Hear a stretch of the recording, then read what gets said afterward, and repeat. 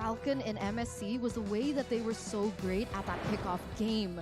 Perhaps we might see something similar as we are entering the drafting phase. Here we go. Game 1 in the best of 1. It's Blacklist International on the play. Falcon answering back. There goes the Fanny. Oh, much respect to Ken. As well, Joy taken out of the hands of Yellow Flash. Glue and 1-1 seems to be the answer from Falcon. Just Brown Bands up to this point. Blacklist, yeah, saying bye-bye to the Assassin Fanny and as well as Joy, who is such a nuisance. But do also note that usually Joy, she's usually banned out from the people that is on the red side. So it seems clear to me that Blacklist, they do not want a Joy, even though they are the first pick. Quick theory. The reason why they ban out Joy is because Joy is so good at breaking up Ubis. Okay. Imagine, right? Like that beat, that ult. When she goes in, it's an AoE across the board. Like you're hitting everyone you're near to. That just ruins the Ubis trap. You're right, you're right. And that might also leave a few options open here. The Kaja is still up for grabs here if Blacklist want to pick it up themselves. The Yves is going to be taken out though here in the first phase by Blacklist themselves. And now who will be the choice for Falcon?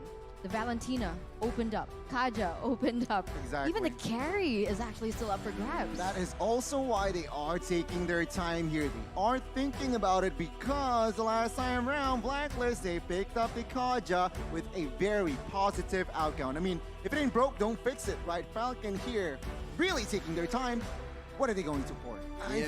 Kaja, Valentina, or they might open up both heroes. Yeah, it's come to the point wherein if Blacklist is willing to take out the Joy this early and the Eve, both heroes are willing to play, then that puts Falcon in a position where, okay, so I guess you're driving us into a certain direction as well. This is what you call proactive banning. It's not even respect that, it's not even preventative bans, it's more of like, we want to take this out because we are playing a certain way. There goes the Valentina, and just as quickly, the carry! Exactly, it was banned out 2 matches prior, but now it seems like we are going to see the nose of Carry in the Land of Dawn. Falcon, the 2 heroes, we talked about the Kaja, will they pick it up to deny one of the Venus's hero? So, any ideas here? If it goes to Falcon, who's going to play the Kaja? Is that Naomi? Is it going to be a roam Kaja? Probably would be, honestly. I mean, that's the way Naomi likes to play. He likes the pickoffs, so it would suit his way of play. We're going to see here. Fredrin is also still up for grabs if they want to go that route, but they're going for a different strategy here. Feramis going to be the first pickup for Falcon, along with... Yeah, no, that Faramis on Ken, rather that Faramis on Justin is a signature pick, and they go ahead and pick up the Lapu Lapu. It's been a while since we saw Lapu Lapu this early on picked up, like at least in the first phase. Dare I even say in the first 2 picks. I mean, for a reason as well. I mean, that bravest fighter can immediately jump into the back lines, trying to dismantle Carry in a sense. But then again, without, let's say, she has to use that flicker as well to give the surprise element. But without a flicker, it's going to be so hard to just jump in towards the backside. So we'll have to see. But Blacklist International, first phase, what are they going for? Yeah, no, the question is, why are they picking the jumper in or the solution to no problem point yet, right? I'm not sure. That's what I was about to say. I'm not sure what the interaction is between the carry and the Lapu Lapu immediately is, besides the fact that I can jump on you. So now, Blacklist can play around that, and something tells me they're overloading the Lapu Lapu. They're just saying, yeah, no, we dare you. Come jump into the backline. We have a Diggy, and then the Saber's Mystic Field's gonna stop you anyways. And then you're going to get shredded down by the carry. So in a way, it does make sense what Blacklist is trying to do in the first phase. Coming to the first from Falcon though, what are they going to secure? I think they should secure a gold laner, to be honest, up to this point, because if not, it's going to be taken away from them. Maybe, can be a gold laner, but I would prefer an assassin first. But no, yeah, assassin. There you go. Signature Naomi here. Natalia. That's textbook Naomi.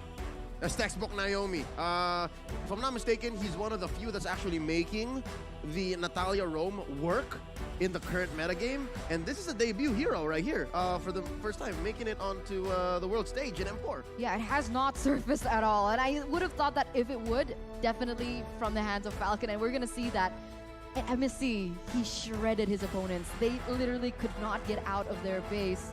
It was so clean to watch, but they need to be able to pair this up with a really tanky Jungler. jungler. Yeah, I mean, we expected perhaps that they are going to need another frontliner, but Falcon in the second phase will ban out that Benedetta in Blacklist International. Let's see the head-to-head here between Zipix and as well as Oheb. Yeah, so Oheb already has his hands on a hero that he's comfortable with. There's the carry, but for Zipex, the Harith hasn't surfaced quite yet, and I'm not sure where Coach Dale is and Coach Zaya are when it comes to the second phase. I think they need to see more. I'm guessing maybe the jungler is going to come up first. Maybe this is one of those few times that the jungler is picked up first in the second phase before the gold laner. Ban Ling for Blacklist. Ken's used it twice in a row. Yeah. There you go. Ling's ban. From the future? Maybe. I mean, it makes sense as well. They have the Xavier, they have the Biggie. Yep. Ling can easy targets, basically, right? So they eliminate that option, and to add to that, like you said, Eterna, positive win rate in the hands of Falcon. Ling ban out. They might commit another assassin in the last ban, so we'll have to see. Meanwhile, Falcon, they can eliminate the hero for Lapu Lapu. Yeah. The matchup. Make it a better matchup, right? Yeah. But here's the question. In the words of Key and Peele, what about the Hayabusa, though? What about the Hayabusa? That's the thing, because Ken is an assassin player. I haven't seen him use a tank jungler just yet. I'm sure that he should have adapted to that meta, but the heroes left for him since the Fanny was banned away would be the Karina, the Benedetta is gone, and the Ling, who's also been banned away. So would he go with the Hayabusa or the Karina here? I mean, I like the Hayabusa more. Yeah, I like the Hayabusa. If it were to be like left up in the air, I guess they should pick up the Hayabusa. Very strong, very prio in this current patch. Blacklist will not ban that out. They will instead ban out a hero potentially for Zipex. Oh yeah, no, that's mad respect. Coach Master the Basics and Coach Bonchan saying, nah, we don't want to see that. You did very good on the Harith, so now the question comes, is this Hayabusa or is this a hero for Zipex? I mean, looking at the composition, they do have two physicals, and that Harith just makes sense. They need magical burst, they need magical DPS as well, and that Harith, Blacklist read them like a book. Perhaps Falcon now are taking their time slowing down. I see a hero. Wait. All right, there you go. Martis jungler. It's for Ken. It is for Ken. Second time here in the M4 stage. Still 100% win rate.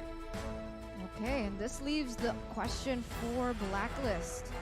Who are they going to be picking up? They still need someone to be able to handle that side lane. And going against a Lapu Lapu, what's your best bet? I mean, the Fredrin is still open for them to take. Oh no. Is that characteristic of Edward, though? Would he prefer someone like the Paquito? Yeah, I think he can, but I love how Falcon just read into the situation. It's like this is one of the few times that an Esmeralda in this current metagame is good against its matchup. Because again, Lapu Lapu makes shields, so Esmeralda, she take away the shields. So it's just basic logic in the mlbb world. But let's see what he picks up. It's a Uranus, it's a classic! And as well, the Baksha. Goodness me, Baksha for Wise and Uranus will be picked up here. So what they're saying is, yeah, we have damage dealer already in that Savior and as well as carry. Someone to cover, but take a look at the last pick. Lunox picked up again, saying, okay, Baksha, Uranus, what are you gonna do? I have the Lunox mid-game, you're gonna melt. I had to check my calendar. Is it a Thursday today? Because this is quite the throwback. It's been a while since we last saw a Lunox in the gold lane, and a while more since we last saw a Baksha in the jungle. But again, some tools are just built for certain situations. I'm wondering if this is ideal for Blacklist. I wonder if they woke up today and decided, like, I have a feeling we're gonna have to rock the Uranus and the Baksha. I mean, both compositions have been set in stone with really out-of-the-box picks today. So we were thinking that something crazy was going to happen. It's already being seen in the drafting phase. A Lunox pickup, a Uranus, and even a Boxia. But when we're looking at both compositions, who are you leaning towards most? It's quite hard, Eterna, because yeah, you have the Baksha, you have the Xavier, Uranus that will just melt, but let's just jump first to the line of dawn, shall we? I love it because given what Falcon has drafted, you can almost say that they're winning every single lane and on a mechanics, interactions, platform, then they're also ahead. But when it comes down to execution, maybe Blacklist can pull one off. Let's get back into the game here. It is a mirrored start, both in orange. Okay, so rotation-wise, Ken and Wise will not meet up the first 2 minutes. They will not have a clash, but take a look already. It's going to be 2-2 bot side. And again, Naomi, what is he trying to do? Of course, poke. But let's take a look. Take a minute here. Let's see items check, spell check, and as well as emblem-wise, nothing too significant. And on that note, I'm a little bit worried about the gold lane for Falcon, to be honest, right? Because Naomi definitely going to be hiding in that bush, and oh my Venus on the Diggy is going to be able to sniff that out. So no element of surprise for Naomi if his gameplay is to try and babysit the Lunox in that gold lane. Oh yeah, you can be as annoying as you want to be with the Natalia, keeping that exclamation point on your opponents, but the auto alarm bombs are going to tip them off. Exactly. And in that lane, 1v1 Lunox and carry in the early game, it feels like it should favor Oheb, to be honest. Not much damage from Lunox in the early game unless her items are actually built. And when it comes down to the movement speed, Carry has got it. They need to be able to try and help the Lunox into the bottom side. And I guess that's what Martis is trying to do. What they need to do as well here is, of course, I mean, Naomi needs, he has a lot of job description here. He needs to protect the gold lane. He needs to also enter the back line to find Xavier or even Carry. And that is just a plethora of objectives. Let's see, though, the first turtle is up. Oh, given the plethora, the smorgasbord of things that Naomi has to do, makes a beeline for the top lane, and given Edward a piece of his mind and his blade, putting him at about half of his health before the concentration was up. Now, Turtle at less than half health. There's a lot of members here. Yellow Flash with the bravest fighter. In he goes with the Poissons. It's Ken who secures it. Plus, a cold altar. Down goes Wise. Yellow Flash gets him. And they put up a Mystic Field, quelling all offensive attackers, and now Venus is in trouble. Naomi pops the Diggy. Down one goes. Naomi still alive. Gets a consecration plus an edge there, but just the same, it's a win for Falcon. Take a look at bot side as well here. Xyp dealing a lot of damage in the 1v1s. Remember Oheb, early game, sure, not a lot of damage in, but after 2 items, it is going to be Xyp who needs to be careful when engaging 1v1. But a very good trade in general from Falcon. 800 gold established, and they got the turtle. But Wise, sneaky jungler, he gets some compensation. Yeah, that was barely a trade, honestly. I didn't think that Blacklist was able to do much in that team fight. I think they kind of overcommitted onto that and even lost the turtle. But if we take a look at the emblems here, Gani, anything that stands out? Honestly, standard build. But what I do want to notice is, again, we see a Diggy that is average, so no MPRH. But take a look at the engage. Wise and Venus looking for a kill. Pops the Poissons, cancels out the reverse time. And here comes Naomi and Justin looking for the pull on Wise. Not gonna go and engage. I think Blacklist understands that they are now on the back foot. They know that Falcon might push the advantage. But to be honest, this is something comfortable for Blacklist. We've seen a lot of times where Blacklist is struggling in that early game, but they're waiting patiently. They know their item power spike, and that's when they kind of re-huddle together. So this is not yet a lose for Blacklist, especially of how of the gold disparity. It's only 600. Anything can turn back the tides, as both of these teams will be focusing towards this top side on the next neutral objective of that turtle. Yeah, I'd say it's manageable given the fact that Edward isn't actually losing his lane. Like, he's okay. And that's one thing that they can rely on. But, ooh, Naomi cuts him down a peg again. And it looks like they're just giving up the turtle, right? Falcon, you can take it. Our move is going to be down here. Let's see if they can capitalize. Oh, no, Xyp can read the situation. Xyp knows. Oh, they're coming in. And that's 4 members now. Reverse time on the Xyp. Doesn't get pulled in. They get the jump. And oh, the dawning light misses by just an inch. He still responds. Oh, the situational awareness of Xyp. He knows he was away, but he saw some auto alarm bombs coming and still pulls that ult. Yeah, beautiful flicker out of that. That was a close one. They would have been able to get the trade that Blacklist wanted, but because of that, they denied both trades. They've denied the neutral objective from Blacklist, and they've also denied them that kill. The composure. What's going on the side? Oh, decimate by Ken. And now he's going to capitalize on that, convert into an orange lane steal. Oh, wow. Gani, you were saying? I was about to say, I mean, Zipex with the composure, but Silicon bot side. Oh no, Oheb gonna go ahead underneath his tier 1. Ken forcing the issue. They're gonna clear this wave, make a clean go at this turret. They might siege it very low. Naomi cleans house, taking down Oheb and oh my Venus. Here comes Wise to the rescue. Haji goes down. Ken is going wild down here, and they're gonna get away with it. No punish, no clapback from Blacklist. Wow, 3-4-0 trade, 7-1 amount of kills here in the 6th minute, and it doesn't seem like Falcon want to stop. Look at Yellow Flash trying to take away the necessity that Edward has. He's trying to take away any pressure, and they're going to be able to secure an objective on towards that mid side. Amazing execution from Falcon. The setup, the execution done sharply. Blacklist, why they are behind, they got caught up. They underestimate the rotation from Falcon, and Falcon took advantage of that, eats up carry, and right now they are confident to even somehow invade the jungles of Wise, but of course, Venus and Edward is always there, but let's see here. The last turtle will be up. It seems like Blacklist, they are a little bit too behind on rotation. Will they contest is the question. The problem here now is Zipex is already a level ahead with the mystery shop, so she's going to be able to get that item power spike way quicker, and that damage is going to be felt. But here we go on the top side, already a clash as Falcon is going to be able to get a tower out of it. Oh, got the cult altar already, timed it out, but Ken is going to continue his carnage, and he's very low, gets away with 1 HP. Oh, look at that 1 HP, Stunning Light, not enough to take him down, and Wise is the casualty here. Taken down by Justin, and there's a pull. That Shadow Stampede gonna put Oheb in danger's way. Wow. And he gets a double kill. Justin Johnson is going ham. He gets a double Naomi, and that's a wipeout. Blacks International losing 5 men, and it's Yellow Flash traded off. Wow!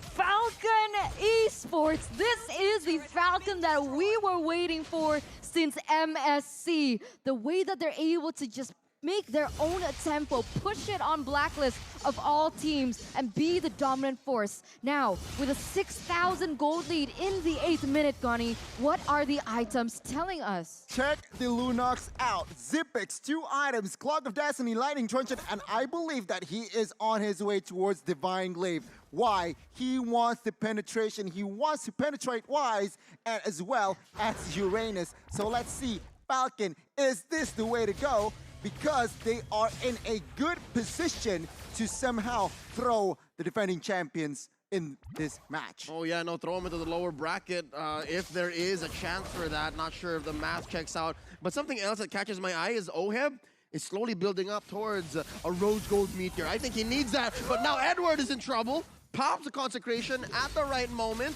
and so far, they're struggling. They're struggling. A lot is on the shoulders of Haji here. Again, this was a same situation with a lot of teams that lost the early game with a savior. They just need to get to that point where the savior makes a difference. I mean, you're right. I mean, as we all know, this ultimate dawning light is detrimental on as a defense and as well as offense. So Blacklist, they are low-key banking, but take a look at Falcon. They do not stop, Leo, staying proactive, controlling the map.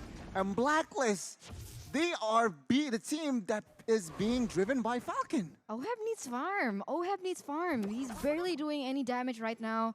And we can see, look at that, Zipex with Holy Crystal. In addition to how much she's already shredding into the members of Blacklist, a Holy Crystal to top it off. Gonna increase that magic damage, just needs some more penetration to, like you mentioned, really get into Wise as well as Uranus. It's so clear, but doesn't that hurt? The fact that the Uranus and the Baksha were the last picks? Exactly. And then the Lunox was right. the answer. It's so perfect the way that Falcon orchestrated this situation. And not even to mention how Ken is having almost a perfect game as a Martis. He's taking everything away from Wise. And to add to that, remember, the carry was the first pick, right? Yep. And not considered as an asset, but take a look, 0-1, not a fun game. Let's see the defense by Blacklist.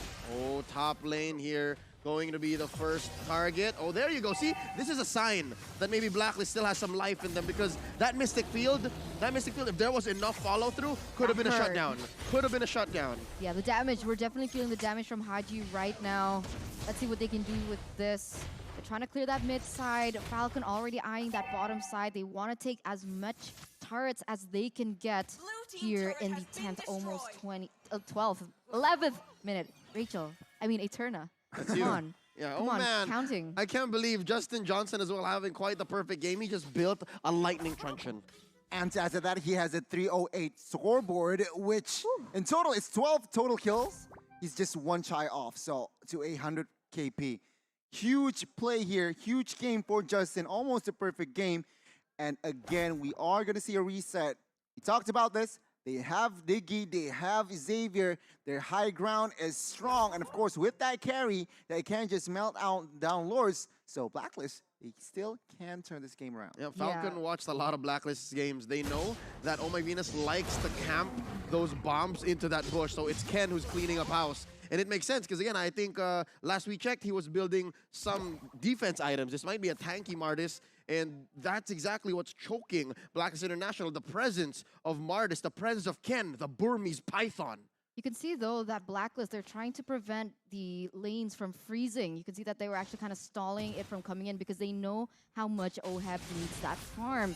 They're relying heavily and banking on OHEB and Haji right now. And right now, Falcon, now they're forced to come a little bit closer to Blacklist. I wish I could see the equipments here for both teams, but it seems like now Falcon, they are 10 seconds away to perhaps another Lord Siege. Blacklist still far behind gold-wise here. They need a mistake from Falcon. Yep, I was going to say, one of the few ways that Blacks can come back possibly is if they do this. Yes, number one, stay in their base, don't cross any thresholds that you might not come back from. And Almost. so close. Almost. Woo! Oh, so close. Imam almost stole that away. The KDA machine was about an inch away from getting a Luminous Lord for Blacklist, but not today, says Ken. Not today. Man, that instinct Eterna almost just perhaps 0.ish seconds shy. But now Falcon with the siege, with this goal lead, they are in a good position to end the game. It's not looking good. 9,000 already. He's trying to use that Dawning Light to clear the waves here, Leo. Oh. Might be the final stand for Blacklist. Look at that. See, 4 members of Falcon didn't even My God. cross the threshold. But here we go. Starting off with the Mystic Field. Edward, kiting, and peeling for his squad. A few gets caught again in another Mystic Field. I love how Xavier has so much lower cooldown, but now, Dawning Light, forcing an early ult from Zipex. Very low members in the back line. Now Wise pops the Poisats, another Mystic Field, catches 2. Ken here, regenerating in that small bush. Top lane inhibitor already down. Mid lane, they need to protect this. We can't afford any more permanent damage, says Blacklist. And they don't eventually get that for bottom as well. Ooh, 2 towers are going to go down there. 2 inhibitor turrets at that. And that leaves Blacklist kind of up in the open here for Falcon. But that was a really good defense. And we could see that the damage from OHAB is starting to shine. Haji also, 12 minutes in, he was able to secure that lightning truncheon. And perhaps that's why the magic damage was already starting to be felt by Falcon. Gani, that was the first purple buff that Wise got in a while. Finally. And mind you, Divine Glaive has been built by Justin as well. Take a look at the player's goal here. All 5 members are from Falcon, top 5. And of course, OHEB is just behind Naomi. That speaks a lot. Yep. Oh, look at Zipex with a trademark Ruby DD play. That's his teammate. They eventually convert into a mid lane My inhibitor, goodness. but they take down Edward along the way. That's 5 members of Falcon knocking down the base of Blacklist 4v5. I wonder, can they do it? Mystic Field setup. They're focusing on clearing the waves. Oh, Naomi? There's a huge one up top. Naomi with 1 HP gets away. These siege minions, man, they're so chunky. Woo. But Blacklist still in this. Oh, the more long this game progresses, who is it gonna favor here, Gani? Is it Blacklist with the carry to be able to go into that late game, or can Falcon actually close this out? Because every time they go in for that engage, it doesn't seem like it's happening. And look at that final item for OHEB here. We mentioned earlier that Xavier and as well as Carry, sure, very fast clearing Lord, fast clearing heroes, but Falcon can also close out the game if and only if,